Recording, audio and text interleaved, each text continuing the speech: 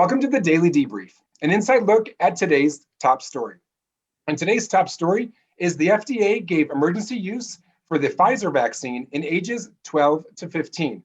I'm Jason Denant with KTNV Digital, and joining me is Joe Bartels. How are you doing, Joe? Good, Jason, thank you. Now, your story, you talked to both a parent who is not likely going to give their child the vaccine, and then also a doctor who said that you should be getting the vaccine. Now, there's so much talk about the 12 to the 15-year-old age range today. What is the pros and cons for that age range getting the vaccine after you talk to both sides today? Well, you're right. The FDA approving the Pfizer vaccine for 12 to 15 is pretty big news. This has been in the works for a while. They're basing this on clinical trial data that showed that it provides a very good, safe, and effective defense against COVID-19 for that age group. What's significant about this is that this is the youngest yet for any age group for any vaccine that's available right now. So this is pretty big in terms of the game-changing status of it. However, there are other steps that need to go on. I did reach out to the Southern Nevada Health District today, for example, and they said just because the FDA has approved it, it still needs to go through a couple of other steps before it can actually be allocated and then given to that age group here locally. So still some steps, but still a positive sign. And you're right. A local doctor that I spoke to says that it is safe, it is effective. He's encouraging his patients to get it, citing the data, saying it's safe and effective. However, this is still a fairly new vaccine in the grand scheme of things. And this was just approved for emergency use today. So there is still some work to be done in terms of trying to persuade people who have children who say, look, like I'm still concerned about maybe the long-term effects. And that was the parent I spoke to today. She's been vaccinated, she's protected, but she's really concerned about her two children, ages 13 and 16, who are both now eligible. But she's concerned, looking in 6 months, a year, 5 years from now, she's concerned about the long-term effects. So that's the pros and cons of it.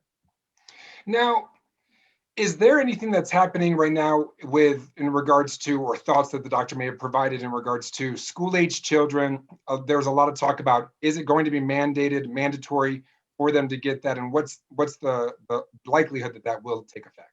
Yeah, so I spoke to Dr. Michael Levin. He told me that he suspects at some point that this vaccine will be mandated once it gets to the full-fledged approval process, like we've seen with Pfizer moving kind of in that direction for everybody.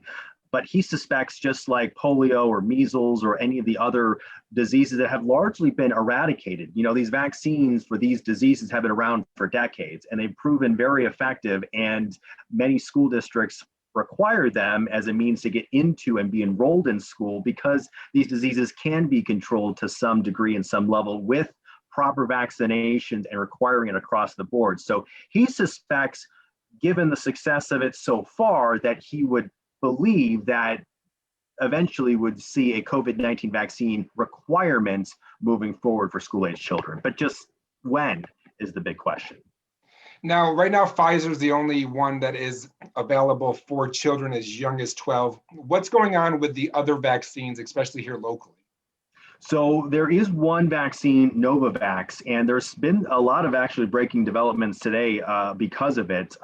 We just heard from Novavax, the CEO says they are going to postpone their request for emergency use authorization in adults until next quarter. They weren't quite ready just yet to file. So that's coming in the pipeline. We know Novavax will be filing for an emergency use authorization, similar to Moderna, similar to Pfizer, the other ones that we've seen so far, so J&J. So expect that maybe down the road in 2021.